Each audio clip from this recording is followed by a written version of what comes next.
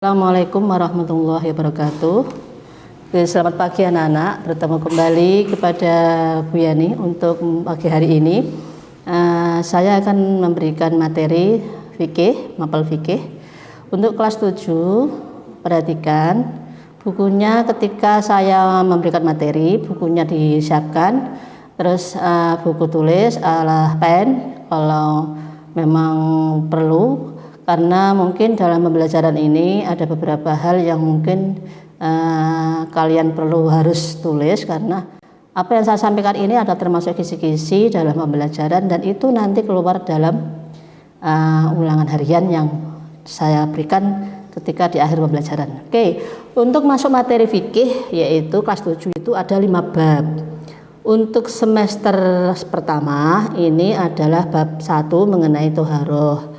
Oleh karena itu, toharoh ini materinya sangat banyak. Oleh karena itu, kalian harus pahami betul apa yang saya terangkan. Insya Allah kalau kalian mendengarkan, insya Allah akan bisa mengerjakan tugas-tugas di PJJ materi fikih.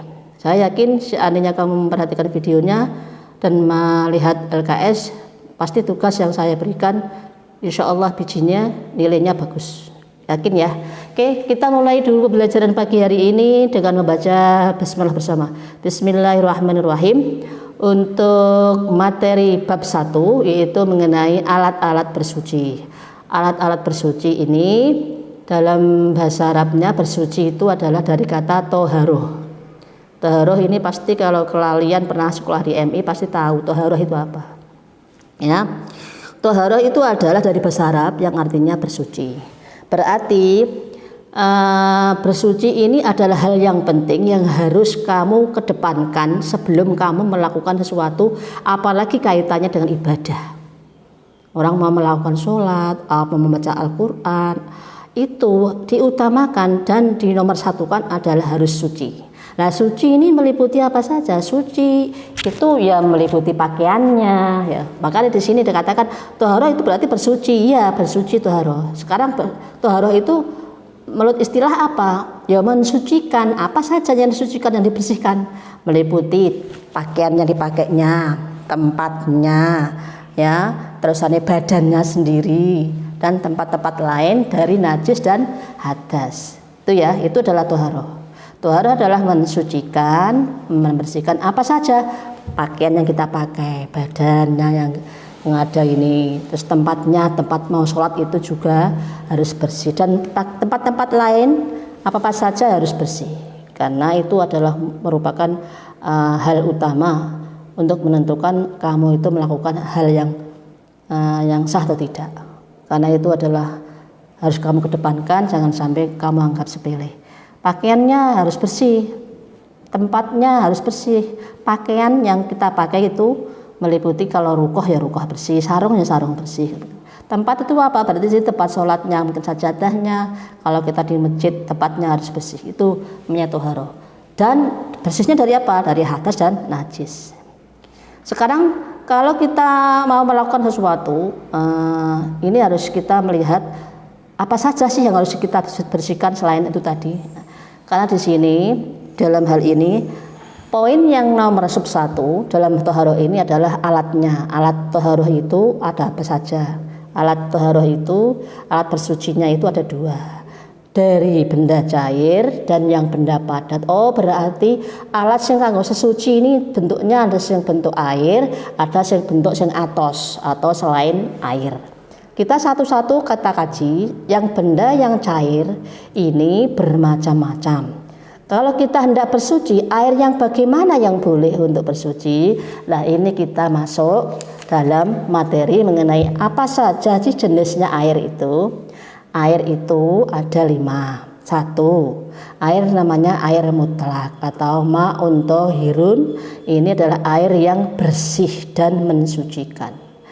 Air yang suci atau yang mensucikan ini kalau dalam bahasa Arab nama untahirun mutahhir ghairu makruh istimaluhu. Artinya air mutlak ini contohnya artinya yang boleh kita gunakan untuk bersuci adalah contoh yang kita temui banyak di sungai, air laut, ya, air sumur, air embun, terus air dari sumber atau mungkin air es dan lain-lainnya. Air ini artinya yang boleh digunakan untuk bersuci. Namanya air mutlak.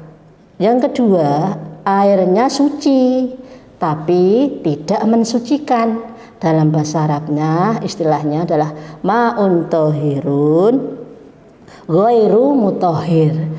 Ma'un thahirun itu airnya thahir suci tapi ghairu mutahhir tapi tidak mensucikan. Airnya itu suci tapi tidak boleh untuk berwudu, untuk mandi, untuk wudu tidak boleh. Contohnya airnya suci tapi tidak mensucikan apa? Contoh air yang sudah bercampur seperti air kopi, air teh itu kan airnya tidak murni lagi, sudah bercampur dengan benda lain. Ini airnya suci tapi tidak boleh untuk wudu, tidak boleh untuk mandi lah, seperti itu. Ini namanya kategori yang sudah bercampur tadi, namanya airnya suci tapi tidak mensucikan atau tohir, ma'un tohirun ghairu mutahhir. Air yang ketiga adalah air mustamal atau di sini air yang bekas berpakai untuk bersuci, tapi air yang berpakai bersuci ini jumlahnya sedikit. Contoh kulah kamu itu, atau artinya kulahmu kecil, jadi airnya di dalamnya suci, tapi karena kamu mengambil air wudhunya itu di dalam kulah tadi, makanya air yang bekas kamu wudhu di dalamnya itu airnya namanya air mustakmal. Tapi sebaliknya jika kamu wudhu di kulah yang besar sekali, yang ukurannya lebih dari 200 liter atau mungkin lebih, itu boleh dipakai untuk bersuci karena jumlahnya banyak. Contoh air di laut itu kamu bekasnya di situ untuk wudhu, tapi karena jumlahnya banyak maka boleh dipakai. Contoh saja yang biasanya kita lihat di pondok-pondok pesantren itu adalah biasanya Pak Yai dalam membuat kulah itu kulahnya tidak kecil tapi ukurannya kulah besar. Atau tempat-tempat pondok pesantren atau mungkin haji-haji kayak semacam di situ ada orang-orang thariqah ada di situ, terus mereka berdiam di situ, tidur di situ. Biasanya mereka Pak Yai itu membuat kulah yang besar sehingga orang-orang yang thariqah di situ itu wudunya di kulah, bukan di air yang keran yang mengalir. Air yang dalam kulah yang banyak jumlahnya, terus mereka wudhu di dalamnya, itu boleh dipakai karena jumlahnya banyak. Yang tidak boleh itu adalah airnya sedikit dan sudah dipakai untuk bersuci. Lah ini yang tidak boleh. Karena air mustakmal adalah air yang bekas dipakai bersuci. Yang keempat adalah air musammas. Air musammas adalah air yang hukumnya makruh. Air makruh itu apa? Ya sah saja kalau dipakai, tapi sebaiknya jangan dipakai. Contoh air yang musammah itu adalah air yang terkena cukup lama sinar matahari dan terbuat dari selain emas dan perak. Tapi seandainya kamu mempunyai tampungan yang besar, artinya itu boleh saja, artinya yang tidak membahayakan. Kenapa? Air yang disimpan dalam bejana yang besar terus dilarang dipakai karena apa? Air sinar matahari itu lama-lama bisa merusak kulit. Itu yang mungkin memberikan faedah bagi kita. Kenapa air yang terjemur itu tidak boleh, sebaiknya tidak dipakai karena apa? Mungkin mengandung mandorot atau mungkin yang tidak baik bagi kesehatan kita. Untuk yang terakhir yaitu air mutanajis. Kata-kata najis berarti air mutanajis adalah air yang terkena najis dan jumlahnya sedikit. Contoh di ember itu ada air. Ternyata airnya itu ketiban najis, entah itu kotoran hewan atau ayam atau apa saja, dan air itu sudah berubah warna, rasanya, maka air yang kena najis itu tidak boleh dipakai. Paham ya? Air yang kena najis itu adalah air yang jumlah sedikit dan terkena najis dan berubah warnanya, rasanya, dan baunya. Perhatikan, jumlah sedikit, kena najis dan airnya itu berubah, baik warna, rasa, dan bau. Ini namanya air mutanajis. Saya ingatkan lagi, saya ulang, air ada 5. Air mutlak, 2, air yang bersih tapi tidak mensucikan. Yang ketiga adalah air mustakmal. Yang keempat tadi adalah air musammas. Yang terakhir adalah air mutanajis. Oke, satu-satu sudah saya terangkan. Sekarang masuk ke materi selanjutnya, yaitu mengenai najis. Najis itu artinya secara bahasa adalah kotor. Berarti najis menurut istilah adalah sesuatu yang menghalangi sahnya ibadah dan harus dibersihkan. Contoh, ketika kita mau sholat, kok pakaian kita, mungkin rukuh kita kena kotoran cecek. Kita tahu saat sebelum memulai sholat, maka dibersihkan dulu, dihilangkan najisnya. Tapi seandainya ketika kita sholat, setengah persolatan atau mungkin setelah sholat baru tahu, kalau badan kita itu mungkin ada najisnya, entah garing di rukuh kita atau mungkin di sajadah kita. Suatu diulang enggak, Bu? Kalau kita lebih baik diulang, tapi seandainya kamu itu yakin bahwasanya najis itu diketahui setelah habis sholat, maka sebaiknya diulang lebih baik. Gitu ya. Perhatikan lagi, najis ini adalah kotor. Artinya secara istilah kotoran yang harus dihilangkan, harus dibersihkan, karena kotoran tadi menghalangi sahnya kita dalam beribadah. Itu najis. Sebaliknya ya, kalau taharah itu suci, berarti lawan katanya apa? Najis. Najis adalah kotor. Nah, di sini najis itu kategorinya ada 3. Najis yang berat, najis yang sedang, dan najis yang ringan. 3-tiganya ini najis, tapi cara mensucikannya berbeda-beda. Saya ulang. Ada 3 najis. Yang paling berat namanya najis mughalladah, ini paling berat. Najis yang sedang namanya mutawasithah. Najis yang ringan namanya najis mukhaffafah. Sekarang kita kupas satu-satu. Najis yang mughalladah ini adalah najis yang terkena jilatan anjing atau air liurnya anjing. Kalau sekarang kayaknya anjing itu sudah langka ya, tapi tidak masalah kalau kita tahu teorinya, ilmunya, bagaimana seandainya kita nanti menemukan di daerah mana terus kita terjerat anjing, air liurnya anjir, bagaimana membersihkannya. Kalau badan kita, pakaian kita, kaki kita atau badan kita terkena air liur anjing, cara membersihkannya adalah disiram dengan 7 kali air, yang terakhir dibersihkan dengan debu. Itu ya, disiram 7 kali, salah satunya dengan debu atau tanah. Oke ya, tanahnya tanah yang suci ya. Berdasarkan hadis Nabi bahwasanya ya, qala Nabi sallallahu alaihi wasallam, Nabi sallallahu alaihi wasallam bersabda, tahuru ina'i ahadikum ya. Cara bersuci ina itu bejana. Nah, cara membersihkan bejana, ina itu bejana.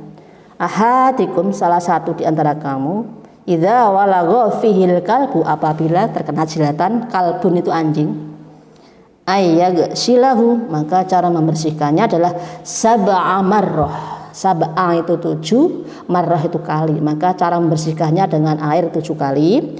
Aulahunna biturab, dan salah satu siramannya hendaknya dicampur dengan tanah. Itu hadis yang berbicara atau yang menjelaskan. Jadi bukan semata-mata pola pandang kita atau pola pikir kita, tapi memang dasarnya di hadis itu ada bagaimana cara membersihkan najis yang ini, najis yang kena anjing. Ya, saya ulang, ya, tahurun ina, membersihkan ina atau bejana itu adalah idza walagha fihil kalbu, apabila terkena jilatan anjing, maka cara ayag silahu membersihkannya adalah sab'a marrah, dengan 7 kali siraman. Aulahunna, salah satu di antara siraman itu terakhir adalah biturab, dicampur dengan tanah atau tanah yang suci atau tanah yang bersih. Gitu ya.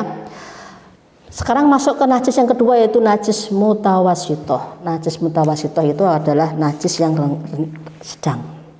Najis mutawasithah ini adalah najis yang sedang, adalah berupa contohnya nanah, darah, seperti muntah, seperti itu ya. Kotoran hewan itu termasuk mutawasithah. Saya ulang, yang masuk kategori najis yang sedang atau mutawasithah ini adalah contohnya nanah, pokoknya yang menjijikkan. Nanah, darah, muntah, arak, dan mungkin yang lainnya adalah kotoran hewan dan manusia. Ini termasuk mutawasitoh. Sekarang najis mutawasitoh ini kategorinya dibagi menjadi dua, najis yang hukmiyah dan najis ainiyah. Hukmiyah itu apa? Najis yang diyakini adanya. Nah, cara membersihkannya bagaimana? Ya, cara membersihkannya yaitu cukup disiram di atasnya. Ya. Jadi najis hukmiyah ini tidak ada bau rasanya, tapi kita yakin najisnya itu ada. Ya. Contohnya lagi adalah najis air kencing yang sudah kering ketika kita menggendong bayi, dan tadi itu kita terkena air kencingnya bayi itu, bayi laki-laki, bayi perempuan mungkin ya ini ya, bayi perempuan di sini yang dewasa artinya sudah tidak makan ASI lagi, dan kita yakin bahwa air kencingnya tadi di baju kita, tapi sudah kering, tapi tidak kelihatan. Air kencingnya sudah kering itu tidak kelihatan. Nah, makanya cara membersihkannya bagaimana? Ya dibersihkan sampai kalau sekarang dibersihkan dengan alat-alat yang bisa menghilangkan itu ya, karena sekarang sudah canggih, semua pembersih sudah banyak seperti Rinso itu sudah tidak lagi asing, artinya tidak langka, banyak kita temui. Yang kedua adalah najis ainiyah, namanya ainiyah. Ainun itu mata, berarti najis itu wujudnya ada, kelihatan. Jelas itu najis ainiyah. Jadi najisnya itu kelihatan bentuknya, wujudnya, itu ainiyah. Nah, cara mensucikannya bagaimana? Ya dibersihkan sampai hilang ya wujudnya, baunya, rasanya. Semua bangkai menurut jumhur ulama termasuk najis mutawasitoh kecuali bangkai belalang dan ikan. Ada dua kategori bangkai yang di sini tidak najis, yaitu bangkai ikan dan belalang. Gitu ya. Di sini pengecualian, bangkai itu semua bangkai termasuk najis kecuali bangkai ikan dan belalang. Nah, ikan dan belalang itu bukan kategori najis. Yang ketiga adalah najis yang ringan atau mukhafafah. Najis ringan ini ada dua. Kalau kita punya bayi, laki-laki dan perempuan, ini cara mensucikannya lain. Kalau bayi laki-laki, ya, mau baju kita terkena air kencingnya bayi laki-laki yang belum makan nasi dan belum berumur 2 tahun atau masih di bawah 2 tahun. Belum, kalau biasanya sekarang makan nasi itu jatuhnya kalau bayi itu sampai 6 bulan. Setelah 7 bulan biasanya ibu-ibu memberikan nasi bubur atau seperti itu, nasi lembek atau bubur. Artinya berarti anaknya itu masih hanya minum ASI saja. Maka bayi laki-laki tidak kencing tadi, maka bekas pakaiannya, tempatnya itu cukup dipercikan pada tempat yang kena najis. Cukup dipercikan pada benda yang kena najis. Tapi sekarang mungkin ya orang-orang sekarang mungkin tidak hanya dipercikan ya, tetap dibersihkan ya, dikocor gitu ya, kayak air mengalir. Tapi persoalan lagi jika kita itu punya bayi perempuan, sama-sama masih minum ASI, belum makan nasi, artinya masih di bawah 2 tahun. Nah, cara mensucikannya lain dengan bayi laki-laki tadi. Kalau bayi perempuan itu cara membersihkannya dicuci sampai bersih, hilang bau dan rasa. Dicuci. Kalau tadi kan kalau laki-laki kan cukup dipercikan. Di sini ada dalil yang mengatakan bahwasanya juga selalu dicuci, dibersihkan mimbaulil jariyah apabila kita terkena air kencing perempuan. Jariyah itu perempuan. Yang terakhir, wayurasu cukup dipercikan imbalil ulam apabila badan kita, tempat kita itu terkena air kencingnya laki-laki. Beda kan tadi? Ini adalah yang perlu kamu perhatikan. Sekarang masuk benda yang padat. Tadi benda cair, sekarang benda padat. Lah, benda padat itu yang kira-kira selain air yang bisa digunakan untuk bersuci itu apa saja? Gitu ya. Di sini benda-benda yang bisa dipakai itu adalah contohnya kayu, batu, tisu kering ya, tanah, pecahan genteng dan benda-benda lainnya. Semua benda tersebut dalam keadaan bersih. Ya. Sekarang bersuci dengan batu itu ada beberapa macam bentuknya dan jenisnya. 1, menggunakan 3 buah batu. Jika tidak menemukan 3 buah batu, diperbolehkan 1 batu yang memiliki 3 sisi. Dan kebersihannya menjadi tolak ukur yang pertama. Gitu ya. Oleh karena itu, selama kotoran masih menempel, wajib membersihkannya kembali meskipun telah 4 batu digunakan. Biasanya kalau kita kalau batu mesti daerah pegunungan ya. Tapi lain kalau di daerah undaan, pasti kalau kita menemukan atau menjumpai kasus di mana kita tidak ada air, itu pasti di daerah yang mungkin tidak daerah bebatuan. Mungkin bisa juga kalau kita di sawah. Mungkin kita ke sawah itu tidak ada batu. Mungkin yang ada adalah tanah yang mungkin kering yang digunakan. Ini tanah yang digunakan tanah yang kering, bukan tanah yang basah. Nah, tanah yang basah ini, tanah yang kering ini yang bisa digunakan untuk bersuci. Contoh seandainya lain, mungkin boleh enggak kita di sawah itu ada daun pisang, boleh. Daun pisangnya bagaimana? Yang kering itu boleh digunakan untuk membersihkan. Ya, nanti seandainya kita mau melakukan ibadah, maka sebaiknya kita bersihkan dahulu badan kita, termasuk diantaranya tadi ketika kita bersuci tadi. Pakaian kita juga harus ganti. Jangan sampai khawatir kita tadi ke sawah, kita buang air besar dan kita bersuci dengan tadi nggak ada air kan, mungkin dengan tanah, mungkin ada baju kita atau mungkin pakaian kita yang mungkin atau nggak tahu ya, tapi yakin saja daripada kita ragu, maka sebaiknya ketika kita beribadah mau sholat ya pakaian kita ganti, mandi dulu supaya kita yakin apa yang kita lakukan itu nanti sah dan diterima oleh Allah. Makanya tadi ketika kita mau beribadah itu harus bersih apa saja pakaiannya, ya termasuk tempatnya, badan kita kan gitu. Itu menjadi ukur dalam melakukan ibadah. Yang kedua adalah batu yang dapat digunakan dapat membersihkan. Artinya batu yang digunakan itu bisa membersihkan kotoran yang menempel tadi. Yang ketiga, kotoran yang menempel di itu belum mengering sehingga bisa digunakan. Khawatirnya kalau mungkin kita BAB kok mungkin masih ada kotorannya menempel kok kering, lah ini yang susah. Kan masih ada bekasnya ya. Berarti kalau masih basah lebih mudah untuk membersihkannya. Tidak bercampur, artinya kotoran yang melekat tidak bercampur dengan kotoran lainnya. Ya, seperti buang air besar yang terkena percikan buang air kecil. Oke, ya. Sekarang masuk ke terakhir, batuan dalam keadaan tidak basah, batu dalam keadaan suci, jelas tadi sudah saya sampaikan. Pentingnya bersuci itu adalah sudah jelas di sini Allah telah menganjurkan, karena apa kaitannya dengan sah dan tidaknya ibadah kita. Berarti manfaatnya bersuci itu apa? Satu adalah untuk menjadikan manusia itu lebih menjaga diri dari penyakit. Dua adalah untuk mendidik manusia itu berakhlak mulia. Ketiga, agar senantiasa hidup bersih. Yang keempat adalah untuk lebih mendekatkan diri kepada Allah. Yang terakhir, bahwasanya thaharah itu merupakan cermin keimanan seseorang. Baik, untuk pertemuan pertama hari ini saya anggap cukup. Untuk soal yang saya sampaikan setelah PJJ atau materi ini juga tidak jauh dari yang saya sampaikan hari ini. Oleh karena itu, amati, saksikan dulu videonya sampai selesai sambil melihat LKS ketika kamu mengerjakan, maka insya Allah kamu akan mendapatkan nilai yang bagus dalam pertemuan pertama ini. Kita tutup dulu dengan baca hamdalah bersama. Alhamdulillahirabbil alamin. Assalamualaikum warahmatullahi wabarakatuh.